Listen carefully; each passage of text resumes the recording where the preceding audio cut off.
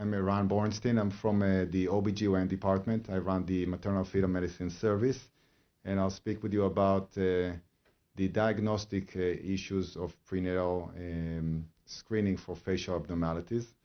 Thank you very much for the invitation. It's a pleasure to be here this morning. I apologize that I have to run. There was some, I have clinical duties at the same time.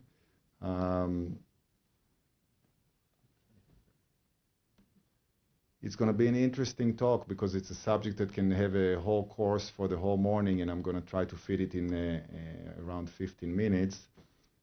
So I hope you enjoy, and I'll take a few questions at the end if there is time. And maybe for the ultrasound, I don't know, can we have less light so you will be able to see the ultrasound images better? This is how you advance here? No, just push through here. Okay. Okay. So, some objectives. We're going to speak and understand what is the sonographic assessment during the pregnancy of the fetal face, and what is the routine screening, and what is a detailed evaluation. Understand a little bit how these things change throughout the pregnancy, the first, second, and third trimester. Discuss a bit 3D surface rendering techniques, and also understand the limitations of ultrasounds. That really depends on the size of the patient, the position of the fetus, and we'll give some examples of cases. The detection of facial anomalies occur mostly during the anatomy scan that is at around 20 weeks of gestation. So most anomalies of the face will be detected at that time. However, a lot of things can already be suspected or detected in the first trimester, and I'll give you some examples. And there are things that we would not see until the third trimester, either because they were not picked up, because the scan was difficult or the baby was not in a favorable position, or because those are things that were not present at 20 weeks, but may be present at a later time, like tumors or findings that are related to different neurological sequelae. Those findings can be isolated or part of a syndrome, and in facial abnormalities, a lot of them, as you heard in the lecture before, are parts of a syndrome, some genetic syndromes, some are structural syndromes.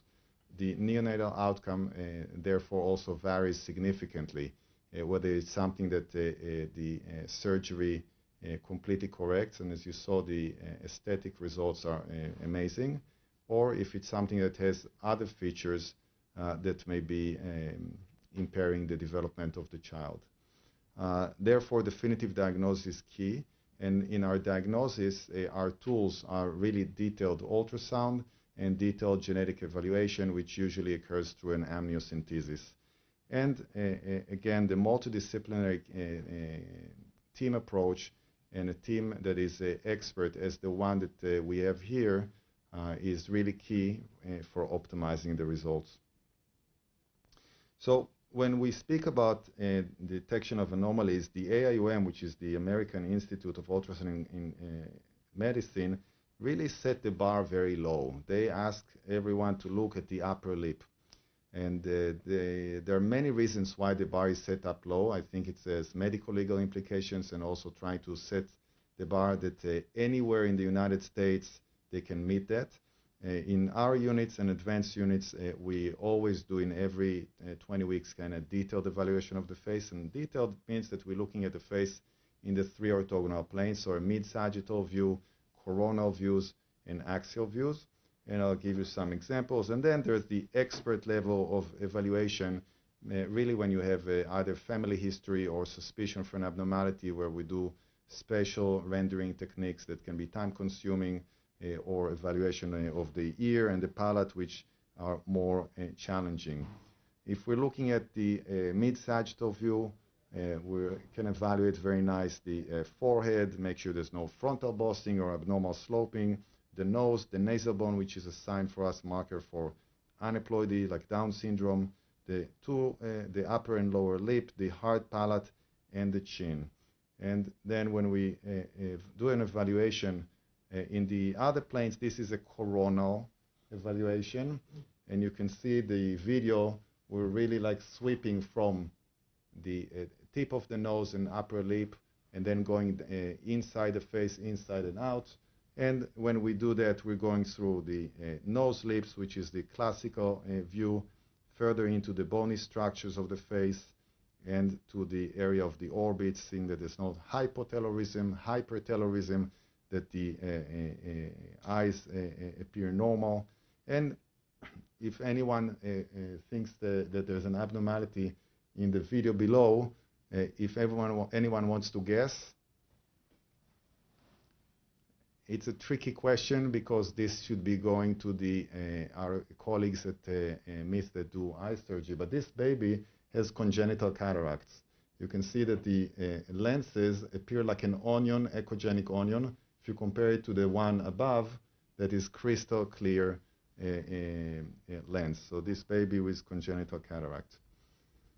Okay, when we look at the axial views, we really run down from the forehead, going through the views of the orbits, eyes, coanas.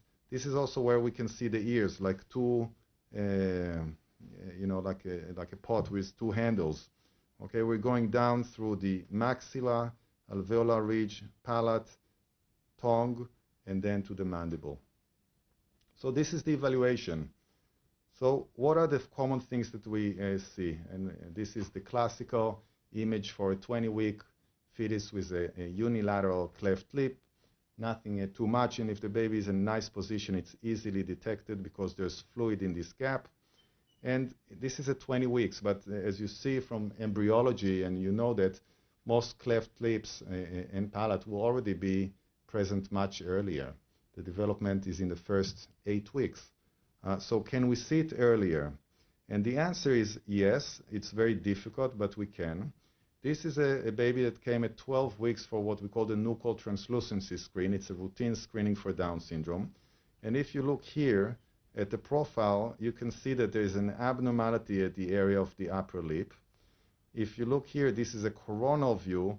You see this kind of midline structure with cleft in both sides. And this is here the video to show you how we scan through the coronal in and out of the face to detect it. So you see it's challenging. A lot of times to do that, we do a transvaginal approach. It's a higher resolution probe, and we can get very close to the baby. So in this early gestational age, it helps. But this can be done early on, and it has importance because we can have the genetic tests done already early on, and those may take time. Now, when we see a cleft lip, we know that a lot of times that will be associated with also a cleft in the palate, and those are the classical clefts. Now, unlike the nose and lips that are relatively easy to see because they're out in the open, surrounded by fluid, and ultrasound works well because of the fluid tissue interface, when we need to see the palate, which is an internal organ, it is very challenging. And what we need to do in these cases is first have the baby face us with the face up, have at least the mouth open is the best, but if not, at least some fluid in the mouth, so we have fluid tissue interface, and make sure that there's no shadows on the way, because any shadow will appear as a cleft. So what we do is what we call the flip face 3D rendering techniques. Flip face is just because we flip the face here. This is the render box. What it means is that the computer now takes this thickness that we select and compresses it into an image. So it takes a volume and compresses it to a 2D image. And the green line shows you where is the point of view. So we're looking from the roof, from the bottom of the mouth towards the roof. So we're really focusing on the palate from the bottom top. And you can see in this case, there's a cleft here you see in the alveolar region, the palate. And this would be in a normal case where you see here the alveolar ridge and the rendering of the hard palate. So this is a very useful technique to look at the palate. Again, requires a lot of collaboration with from the fetus, and it's not always easy. Not all clefts are in the common pattern, and there's a lot of different patterns. This is classification that is, I'm sure you know about that classification, the Tessier. So we always need to look also in the places that are not that common. This is an interesting case. It's a patient that came at 30 weeks from Israel. This is about 10, maybe 12 years ago. She came with the diagnosis of bilateral cleft lip with marked asymmetry, normal amniocentesis, and she came to have the expertise of the team at NYU, which I think this team is now here. And she came to me for another scan, and again we confirmed the diagnosis that she had. You can see the severity of the and involvement of the face, the cleft bilateral, the palate was also involved.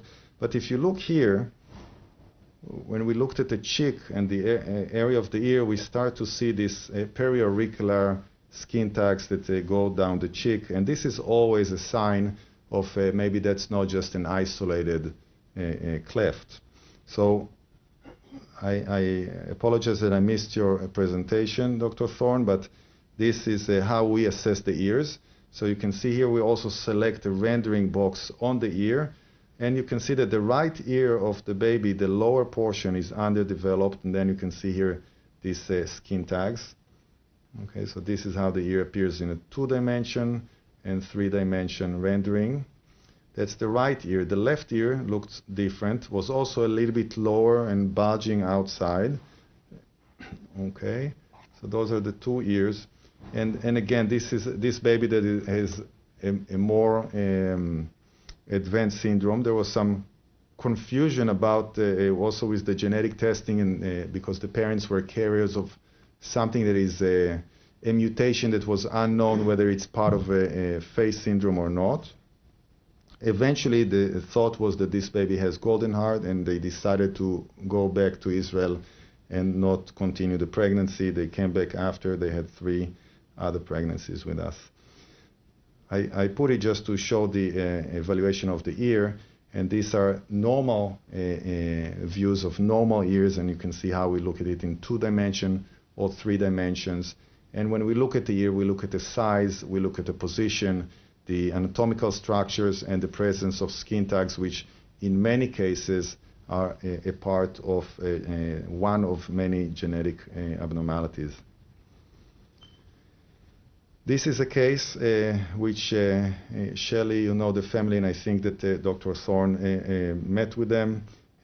Also routine anatomy scan, and then we see an abnormal ear with a skin tag, periauricular, and this is the left ear, so severe left microtia, right microtia, and the left ear appeared normal. And again, we're looking very carefully, and those are very detailed, dedicated sonograms. It may take a while, depends on the baby's position. And you can see that otherwise the face is normal, the orbits, the face is basically normal except for the microtia. And I think the diagnosis was confirmed after birth, and you may tell me what's our plan for surgery and at what age. Unlike these cases, you have just random cases where everything looks normal, but incidentally we see a skin tag, and after we exclude and make sure that this is really an isolated finding, those babies basically are normal babies, and we reassure the parents and have no significant concerns. Moving on to micrognathia, and you heard Dr. Bradley, and I can tell you that one of these babies, the one on the left, was operated here less than a year ago, I think, and I saw the mother showed me a picture a few days ago, and it's amazing that I wouldn't have guessed that the baby had any surgery or had any abnormality at birth. So really the work that you do, Dr. Bradley, is amazing. Micrognathia is something that in many cases can be part of a syndrome, and there are multiple syndromes that may include micrognathia within the different manifestations. If you look at these 2 babies, so this is the one that was operated here last year, and if you look at this chin and you look at this chin, you see that they're almost identical. So those two babies have two separate conditions. This one has Pierre Rubin, and if you look at the ear is normal. And if you look here, there's microtia, and this baby had Treacher Collins. So again, the devil is in the details, and although you know how to treat everything, prenatally we are trying to give as much information to the parents so they can make a conscious decision for many different aspects, whether to continue the pregnancy, where to deliver, who to seek help with after, etc. So the two cases that had the surgery here at Lenox Hill, this is the one from the last slide. You can see how on 2D you also see a very small micrognathia and retrognathia. And those two images are very interesting. Here you see axial view through the maxilla and the normal maxilla-alveolar ridge and the cleft. Okay, so cleft palate. And here you see the mandible that has very small wings. So you can see that the mandible that should have reached all the way here to the lower lip, this is all soft tissue. Okay, so the advancement, you really need to take this all the way down here, up here. This is another case. This is a case that we already identified the micrognathia at 12 weeks. So see here, this is a picture at 12 weeks. She came for a nuchal translucency, and we see a small chin. So she could have genetic evaluation already done at 12 weeks by a chorionic villi sampling from the placenta. And you can see that as the gestation increased, it just became more and more pronounced. So this is at 16 weeks, this is at 30 weeks, and again, this is a rendering technique to look at the palate here. Both these babies had, as I said, amazing results by our team. Now, let's see things that may occur randomly, incidental findings at 30 weeks in this case. A baby that had normal anatomy, so the face we knew that was completely normal. And then at 30 weeks, you see that the mouth is open, there's something protruding from the mouth. Very detailed evaluation to assess in this case that this mass is arising from the gums, to see that it's not involving the tongue, so the tongue is freely movable, and to assess, as we do also in cases of micrognathia, that the airway is clear. By looking with Doppler, Doppler shows us flow. Usually we use it for flow of blood, but also flow of amniotic fluid when the baby is breathing is something that we can see in and out. So we're looking to see that there's breathing, that there's no restriction to the flow of amniotic fluid within the mouth and larynx. And in this case, we were able to ascertain that we thought that an airway obstruction would be almost impossible. And the baby was born, and the surgery was, basically extremely easy, just taking this tumor out of the stalk. This tumor is called Epolis. Another incidental finding, third trimester. What's wrong with this baby? Any idea? Shout out. This baby kept on having the tongue out of the mouth the entire scan.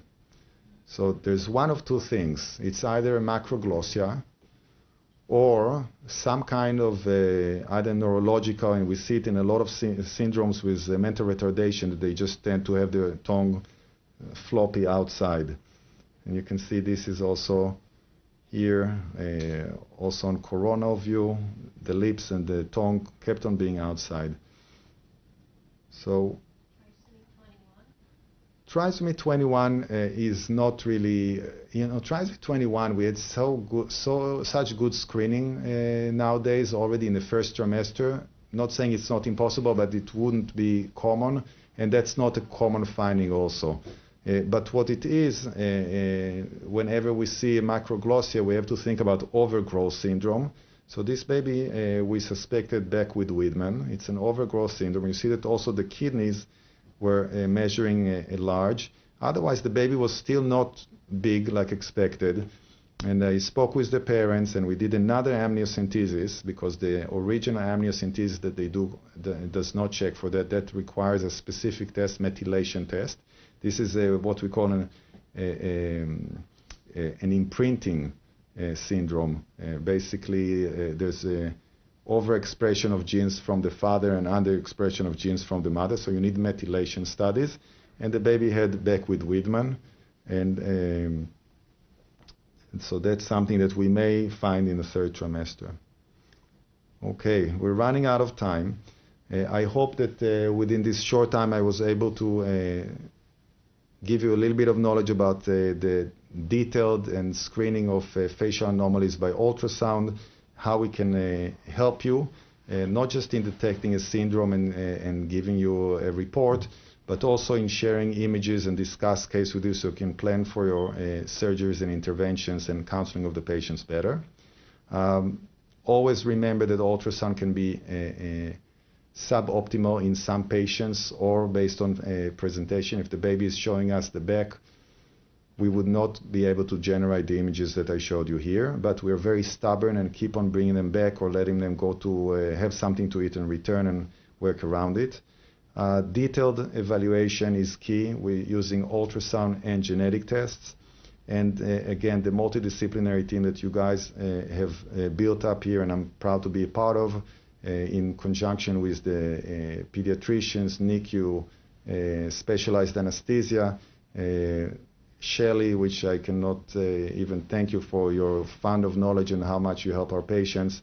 I think this is really key to optimize outcome. Thank you very much.